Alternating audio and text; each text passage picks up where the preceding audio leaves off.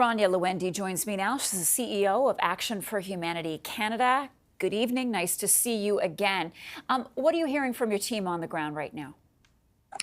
I mean, everything we're hearing is actually so horrible. It's horrifying, as you were just showing on the news. We have over 1 million displaced people in the Rafah area, which was supposed to be the most southern tip where everyone, that was the safe zone for everybody. And we know that carpet bombing has been happening in the last few days. You were talking about Nasser Hospital being completely shut down. And unfortunately, we have basically a manufactured famine happening. And so, you know, we're focusing on how many people are being bombed. We know that almost 100,000 people have either been killed or have been injured in the last 5 months. And now, actually, the biggest problem is that 2 million people may die of starvation due to lack of food being able to go in and lack of humanitarian aid. And so, being the CEO of Action for Humanity, and my workers are like, this is a catastrophe like we have never seen. And just to give your viewers an idea, in the Warsaw Ghetto, there was about 500,000 people who were starved. We're talking about 2 million people who are now like eating grass and trying to use animal feed to make bread. The average Gazan is eating one meal a day, if that. And we're seeing lots of people dying of starvation, other than the communicable diseases that are happening also. If there is a full-scale attack on Rafah, what happens? And what happens to all of those people who are pressed up against the border with Egypt?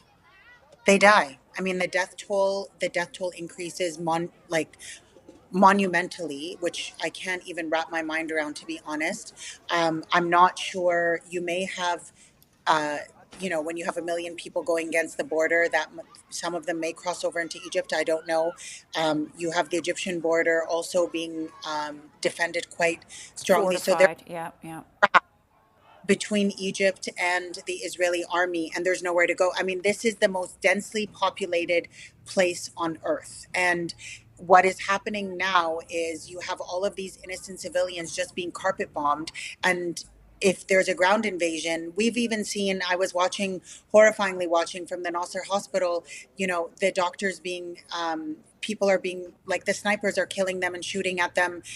Like they said, the reports of over 70 healthcare workers being basically kidnapped. The hospital's completely shut down. So when you have all of these type of injuries, you have all of these type of shootings with the ground, there's nowhere for people to heal and to get the care and aid that they need. And at the same time, they're starving. So what is going to happen other than all of these people dying? It is a genocide, unfortunately. Yeah, I don't have a lot of time left with you, unfortunately, but I do want to ask you, Israel's position is that they will order an evacuation ahead of a ground invasion into Rafah. Is that even possible, given the scale of the situation and the number of people who are jammed into that area, Rania? That's complete. Where are they going to evacuate to? Israel keeps telling them, evacuate here, they move. Evacuate here, they move.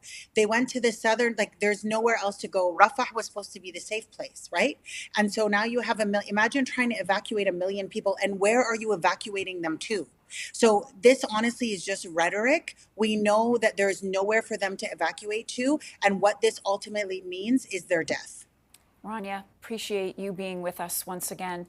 Rania Lewendi is the CEO for Action for Humanity Canada. Thank you.